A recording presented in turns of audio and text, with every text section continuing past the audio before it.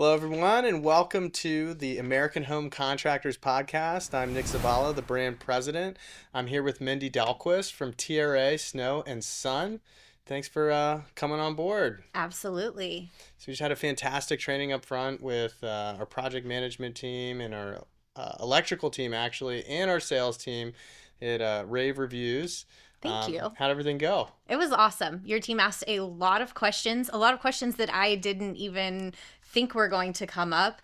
But that's a great opportunity, and it means that everyone's paying attention and that they have real world examples that they're seeing in person. So it makes it a little bit of an additional piece of why it matters and some of the concerns that they're seeing out on the roof just being transpired into what we're doing on the backside of things. Sure. And just for our audience, can you give a quick rundown of who TRA is, what you guys do? We've been working with you guys now for a little over a year, and it's been fantastic. But yeah, why don't you go a quick Absolutely. overview? So TRA Snow and Sun, we've been in business 30 years, manufacturing snow retention. We started on the tile side of things. So TRA actually stands for Tile Roof Accessories. And we've been in business for 30 years, manufacturing in-house. We manufacture in steel, copper, and core 10. And we do everything just right there, very, very close customer oriented. My territory is the US and Canada, so I am all over the place. And some of the training that we went over today was basically what is snow retention, how is it utilized, what are some of the problems out there, and how can those problems be turned into solutions. Awesome. And I think I heard in there that you guys are manufacturing where in Utah? Yes. Yes. So we manufacture everything in-house. We powder coat in-house. The only thing that we outsource is our zinc plating, and that's to a local company just right down the road in Utah. So very family-owned, oriented. When I first started with them 4 years ago, I think there was only about 25 of us. Now we might be up to 45, but we still maintain that very close, very employee focused and family feeling company. Awesome. So sometimes it means that we all have very passionate opinions. So it makes things a little interesting, but that just keeps things fun. And as long as we're all able to get along at the end of the day, that's all that matters. Sure thing. Yeah, when you got the conflicting ideas and approaches, certainly it can come into play. But that's awesome. Absolutely. That's When you have a awesome. dad and brothers, like it just, I'm always like, one of our owners is just great at being a mediator and always saying, like, okay, are we feeling a lot about this, or is this really important? And you're able to get down to the meat of things. So. Sure. Sounds like you guys have a lot of passion over Oh, there. I mean, don't we all? When you work in roofing, we all have a lot of feelings about what Sure. should it look like, what should the end outcome be, and all of that. So it's a very passionate industry to be into. I can agree with that. And when we, going to snow retention, can you give us kind of like a rundown on what snow retention is, and I guess the two basic types? I think there's a snow fence and snow guards, and what they're kind of used for in a roofing system. We're here in the Mid-Atlantic region, so it may be different. You're based in Ohio, I believe. Maybe it's a little different than where we are here today. Absolutely. So I actually started with TRA in Utah. So I lived in Utah for 5 years. Living there, the level of snow is much crazier than what we receive in Ohio or what you're going to see in the Mideast in these regions. So the thing that you need to keep in mind, or that our viewers need to keep in mind, is that the amount of snow doesn't always matter. So I am in a 26 pound per square foot snow load in Ohio. Snow loads in the United States get up into 465 pounds per square foot. So massive amounts of snow. In those regions, obviously they're building differently than we're going to build in Ohio or that you're going to build over here in Maryland. But the changes are still there, because my issue this year, I just bought my house in August of last year. And as I was sharing in there, the teacher got taught a lesson, because I moved back to Ohio and I said, well, we don't really get snow here anymore. I have a metal roof on my house that I just bought. It'll be just fine. Well, my garage no longer has gutters on the far right corner of them because the snow actually slid on it, and it was a great learning opportunity that now I can say, hey, even in these lower snow load areas, this is my real world example of this. But now I have to fix my gutters and install snow retention on my roof that I don't want to be on Wow. because it's a 612 metal roof in the mud right now. So a ladder is not going to be my best friend. So we're going to wait until the ground solidifies a little bit more. But I think those are going to be very important things. Understanding that snow retention is made to keep that snow from sliding. When the snow slides, it can take anything with it. So penetrations on the roof, chimneys, gutters, the roofing material itself is not made to have something that weighs a large amount sliding across it. Just in there, we talked about during the training, we talked about in a 50-pound snow load. So that's going to be a little bit higher than this area. I believe this is like more of a 35-pound per square foot Yeah, ground I snow believe so. load. But even in a 50-pound snow load area, if you have a roof that is 15 feet from eave to ridge and only a 4 foot wide section of that snow comes sliding off, that's 3,000 pounds. So that's the weight of an average car. If Wow. you're talking about that and only splitting it in half, I don't want the rear axle of a Honda Civic sliding off of your roof and hitting me in the head. So, understanding that the roofing material comes into play, the slippery surfaces that we're dealing with, the slope of the roof, all of those factors play into your snow, how quickly it will move, and then also the heat loss from the home or the building is very, very crucial to that snow shed as well. Sure. So I don't think I touched base on brackets or fences. I got a little off kilter there.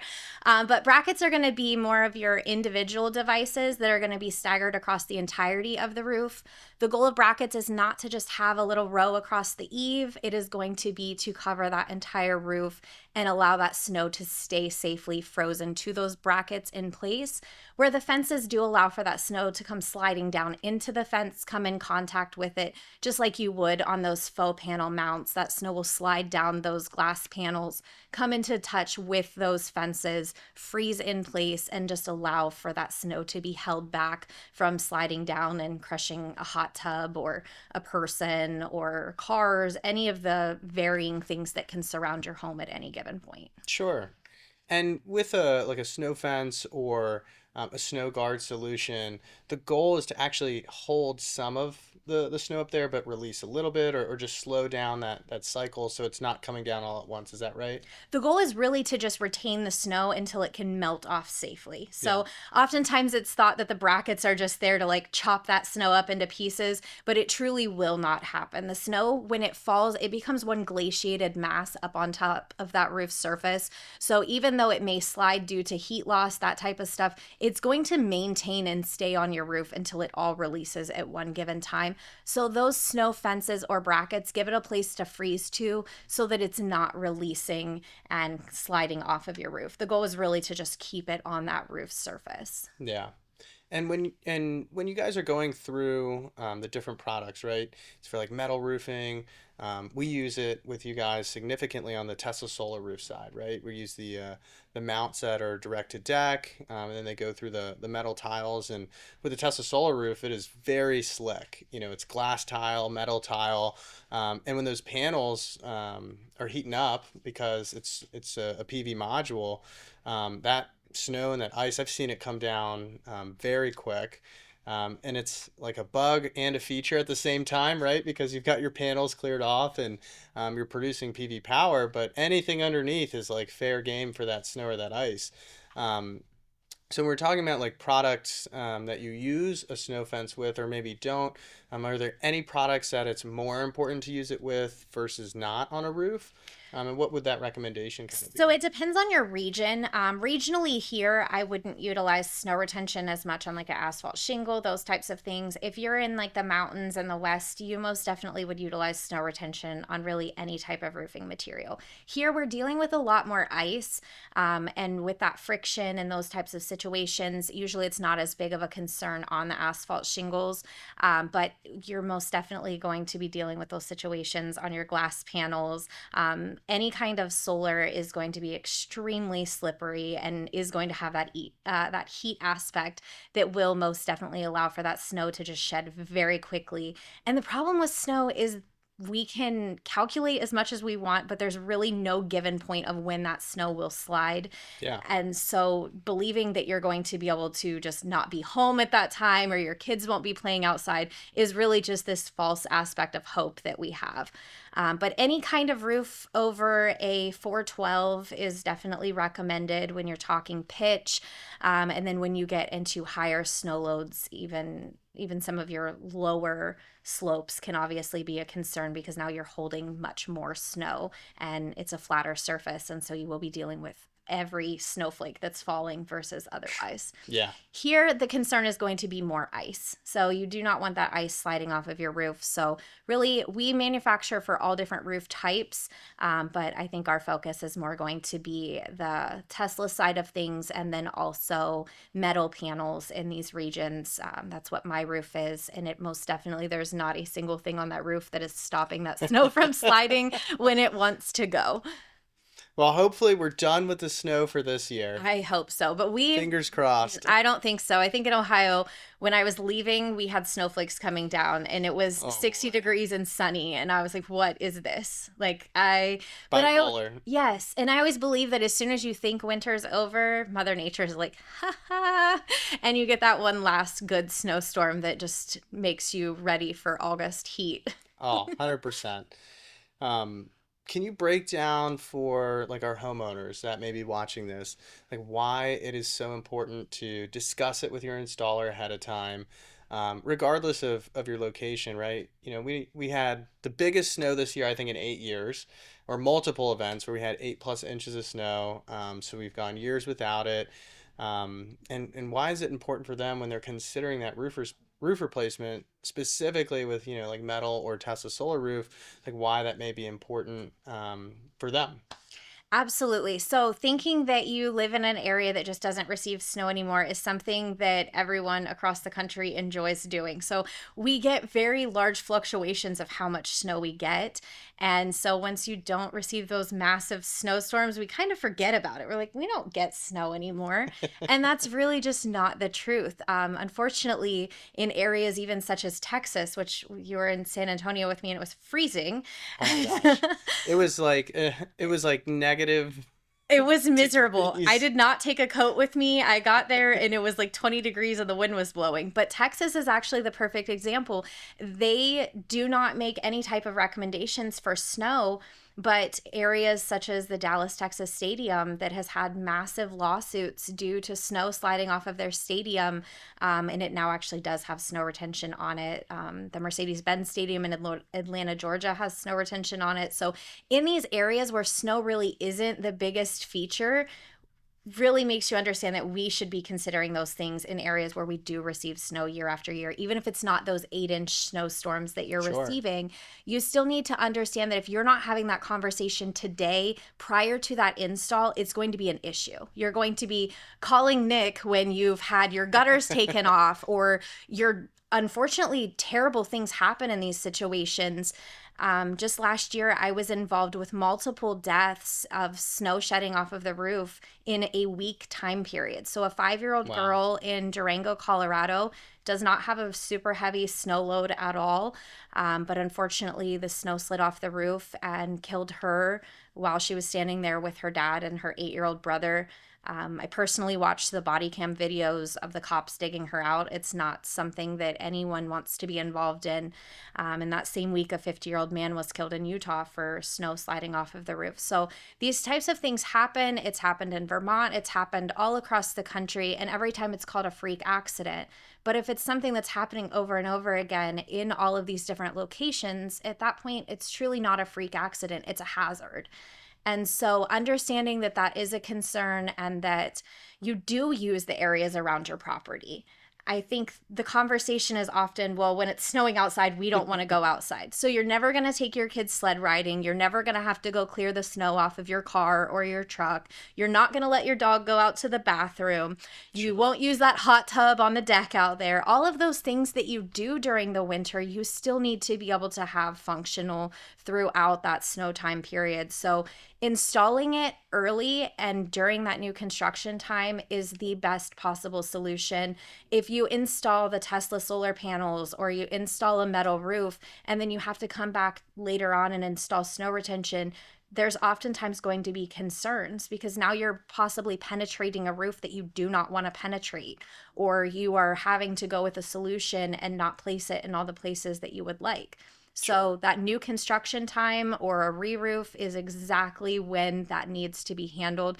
And understand if you're switching from asphalt shingles to a more slippery area, Any sort of product, from you know? asphalt shingles to a more slippery product, then you most definitely can run into problems that you've never seen before. Sure. Yeah, I totally agree, and I've seen it, firsthand with Tesla Solar Roof. And going back to Texas, a good friend of ours, Mo from Good Faith Energy, he's got Tesla Solar Roof, and they got hit with that snow, and he sent a video where that snow was just coming right off his roof, and down there, how many times have they gotten snow in the past, 20 years? Probably Absolutely. count it on your hand, but that one time, you just never know. And the product really, and the TRA product is fantastic. We've installed it in Michigan. We've installed it here in the DC, Maryland, Virginia area as well. But we've seen it actually work. We'll put together a video of it in action. But um, like seeing it hold the snow versus prior to snow fence, because we retroed our first couple of jobs. That it just comes off in sheets. I think we had a homeowner that had like a Japanese maple, and we didn't have a snow retention system prior. Adios, like cut the whole tree down. It was Yes. like a small tree, so it's a real thing and a real concern. And I just want to make sure we highlight that for anybody watching to just consider retention. And when they're considering retention, where should they consider putting it on their home? So, having that system engineered is what we recommend, and that's truly just because of liability purposes, to protect our installers, to protect the companies that work with us. We know what our strength values are for our products. We do a lot of testing and a lot of information to stand behind those values. And with that, I mean, we do have basic recommendations or design rules on where we would start. Like, normally our fences start approximately 12 inches from the eave, from the edge of the roof. But beyond that, I just really firmly believe that that engineered system is where those values stand behind. And for us to be able to say, listen, we know that this is going to stay in place and hold your snow back. And if there's any concerns or issues, you call us, and you're not calling a full phone service that's going to pass you along to 38 people. You are calling and speaking to the CFO of the company if there are any warranty concerns. So, Yeah, one of 45 people, right? yep. Give or take. That's awesome. And when either a customer or a contractor or anybody needs to get in touch with you guys, what level of support or feedback can they expect to receive from TRA when working with you guys? Just both on a warranty front, but also just setting up a project. Like let's say we have a big project coming up. What could a contractor or a homeowner expect when calling you guys? Yeah. So obviously, with us not being as big as many of the roofing manufacturers out there, since we're more of an accessory based thing, we don't have 35 people located all over the country. I am the only one that lives in Ohio and on this side of things, and that's truly just because that's where I was born and raised. Everyone else is going to be out of Utah, except for Dwayne, who is in Idaho. But that does not mean that we will not come to you. So just like today, I I mean, know. I was in New Jersey last week and I drove back out to see you guys. Thank you. So of course, but it is truly just we want to be there supporting you, and being able to help you do your trainings. If we need hands-on type of training, that's perfectly fine too. I feel like most of our products are pretty basic to install, but when you get into custom things, they get a little bit more difficult. So we do some custom manufacturing, and we work in some of the very high-end areas all across the country. And when we're doing that, if we need to fly to a job location and climb up on the roof, you bet that I will get up on that roof in some pink pants and walk right up there and help you out with whatever you may need. Oh, that's awesome. And I will speak for Mindy on this. She certainly will. And we appreciate you coming out, Of especially doing the course. training with our team. But what are some common misconceptions, I guess, that either homeowners you've heard from homeowners or contractors about snow retention and snow fence? Um, just be curious to hear about some of those. So, probably one of the first misconceptions would be structurally. In the Midwest, specifically, and in the East, we have a lot of older buildings. So, things built prior to the mid 1970s before there were codes and standards for building structures. So, we tend to think as soon as you get snow or ice on your roof, that's a major concern, a major weight concern. Your roof is going to collapse, those types of things. And that is a huge misconception. We obviously recommend, if you're putting snow retention on a historical building, to have a structural engineer take a look at it. But anything that's been built with codes and standards in mind since the mid 1970s has taken those ground snow loads into consideration. So that's very important to note. And then also just like allowing for one small little row of snow retention along the eave. Oftentimes we're seeing now like the folded over metal material that is just being fastened down to a standing seam roof. So you have a roof that has no penetrations all over the entire roof. And now you're fastening through that and just putting this little bent piece of metal, hoping that it stops the snow. And what you're seeing with that is those being torn off. Now you have exposed holes into that roof, those types of things. So avoiding that and avoiding partial install if at all necessary. So you guys are pretty familiar with our design rules. We do ask that you run the entire course of those eaves so that Yeah. you're able, that whole run of the roof. Understanding that that snow is glaciated on the roof. You do not want that snow to be pushing down, and let's say you're on a standing seam roof and you only have one portion covered above a doorway.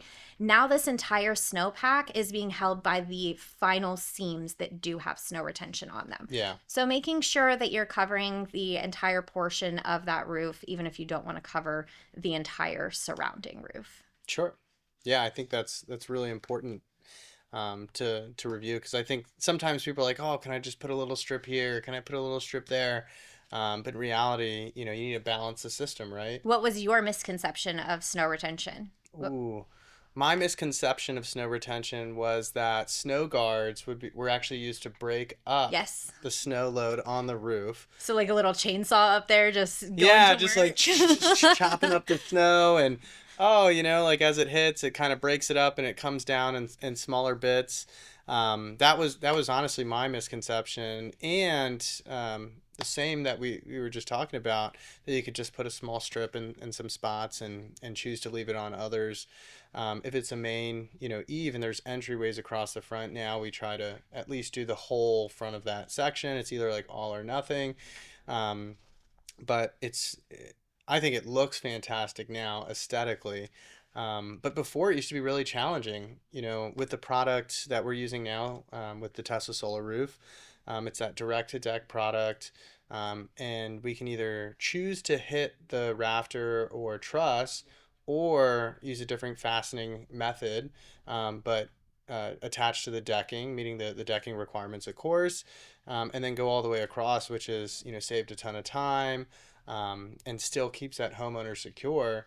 That's been super helpful. And I mean, my gosh, you could walk across the snow fence. A group of people could walk across the snow fence. And they look beautiful. Like They look I beautiful. just shared a photo, I believe it's in Montana, and during that training, and everyone asked if I would send it to you guys because they were like, that is just gorgeous. Do you know why we started making that foam out? Shout out to Weddle and Sons. Exactly. Shout out to Weddle and Sons. So when we have these relationships with our contractors, they're able to come to us and say, we're having this problem. Like, we don't have the perfect solution for that. That is the perfect way to work with a manufacturer such as ourselves that's small and is able to do that custom manufacturing. Because if there are products out there that aren't meeting the needs that you have or aren't meeting the strengths, all of our products are heavy duty. So we don't halfway do anything, which is very good. But it has also, I know here it's a little more intimidating in the eastern regions. They pick some of our brackets or some of our products up and they're like, oh like, my over. gosh. Yes, we do probably, but I think that's the manufactured in the US. Like, we really want it to be a heavy duty system. We're not cheaping out on materials or on thicknesses. When we manufacture in copper, we're making them much thicker than we are in steel so that they're much stronger, those types of scenarios. They are heavy duty. Seriously, we were just joking about how we could put it on the wall here and do pull-ups for the rest of the day if We we might have wanted to to. test that out. I could use a pull-up bar anyways. We can mount one back here and on the way out, but it's impressive. It seriously is. But seriously, shout out to Weddle and Sons, Eric and Alan. Seriously introduced us to you guys. I know they vetted the product, worked with you guys on making sure it worked for the Tesla solar roof, and yeah, as anybody I think that knows them, we can trust what they say. They're very thorough, and it's been great. You know, we did our first install in 2024, and you know, nervous at first because the first snow retention system we tried using was very difficult to use. You know, we had to pilot hole through the brackets. They're super heavy duty, like half an inch or more thick. And this product, it's all preset. You pop it down. It's got the specific fasteners, and then you can strike your lines and go. So our labor's liking it. Our customers love it. Good. So we're loving it all around. But yeah, it's just very important. We've seen firsthand, like we were just talking about, the snow coming down and damaging property, people. So yeah, I appreciate you going through some of those misconceptions and the importance, because can't stress it enough. And we're just trying to educate, you know, our homeowner base, our customer base, and other contractors on the importance of the product, especially being in a market where we're like kind of right on that fence, you know. We get like a big snow where it comes top of mind once every 8 to 10 years. But it's better to have that conversation now rather than later. And I think it's important to make sure you're having that conversation throughout all the seasons too. Yeah. Because it's very easy, not just as a contractor, architects, homeowners, all of the levels. Everyone thinks about snow retention when there's snow on the ground, but we tend to forget about it in August when we're all sweating out there. But that's when you need to be having those conversations when you're installing that roof. Because if you wait until December, those customers, those homeowners, everyone is going to be calling you with the issues and not you giving them the solution ahead of time. Sure.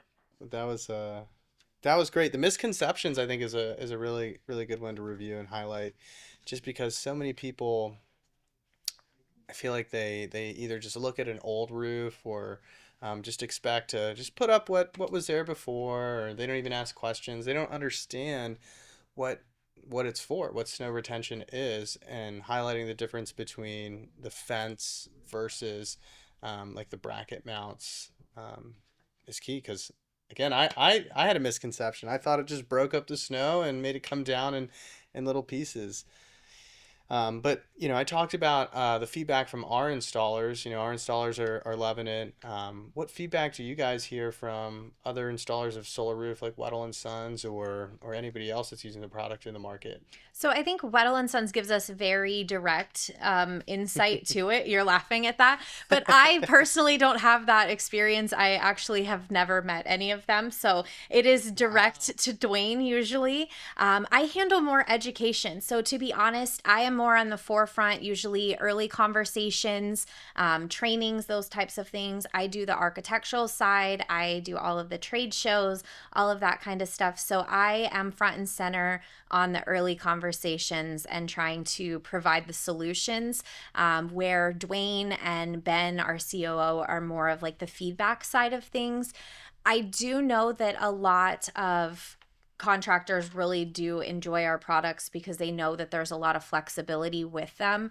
And when it comes to any type of material installs, if you have a contractor that's installing all of the different types of material, they're able to go to one manufacturer. They don't have to source this from this company and source a clamp on fence from this company, but their brackets over here. And then we also do some additional work into like half round gutter brackets, some flashings and ridge risers and stuff when you get into like tile roofs. And so Sure. that's always been very well loved, that we provide different options and that we're always looking to grow and change and make sure that we're offering solutions that are needed for the roofing industry. Because there's so much going up on your roof that you really have no idea as a homeowner what is happening. Sure. And so understanding that those products all have their own function and their own features, and they each carry their own level of importance. Yeah. Is there a standout moment from working with a contractor where you just had a great experience? And it could be a homeowner or contractor. You're like, wow, yeah, this is why we do what we do. This is why I wake up and work with TRA. Is there like any sort of story or moment that you can bring up here that aligns with that? So that is basically every day of my job. No, I'm kidding. But it really is. I enjoy what I do. I am the type of personality that I really like to be around people who are a little more rugged, want to do the physical work, want to do that kind of stuff. So working with contractors has been amazing for me. But probably one of my favorite stories is it was a large windstorm. I won't even give a location because then I'll give away the contractor completely.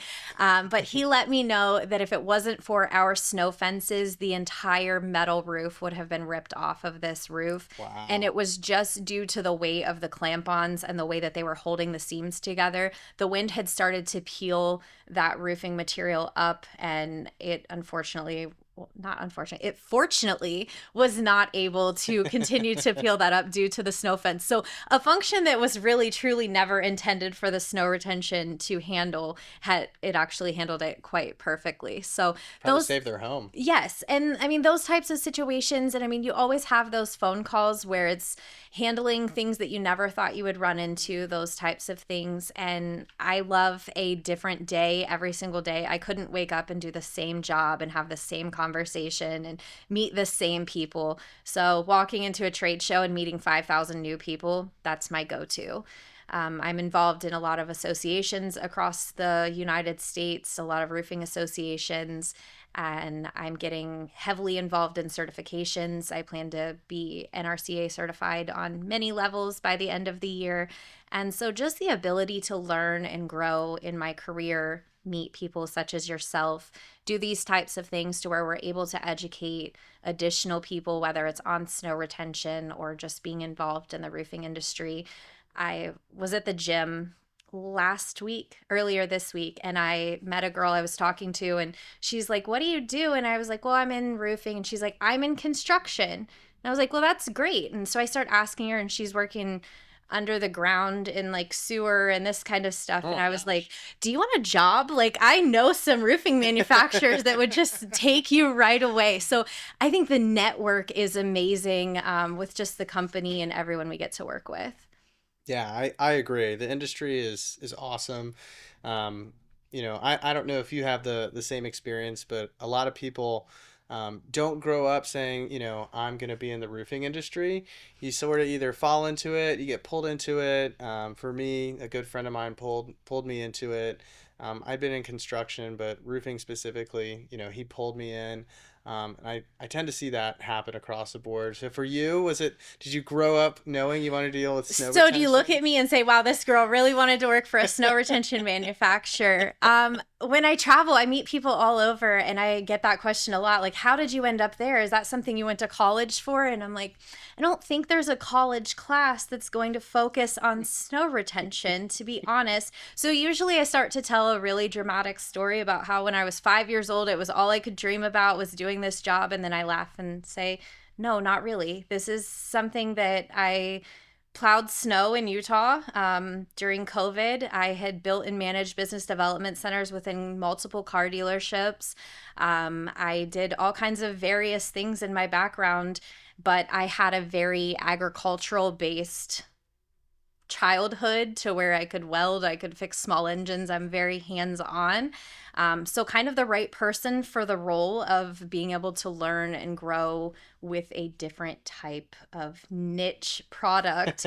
It's not something that you just go to Walmart and pick up or can learn about. So, I think that's been really good.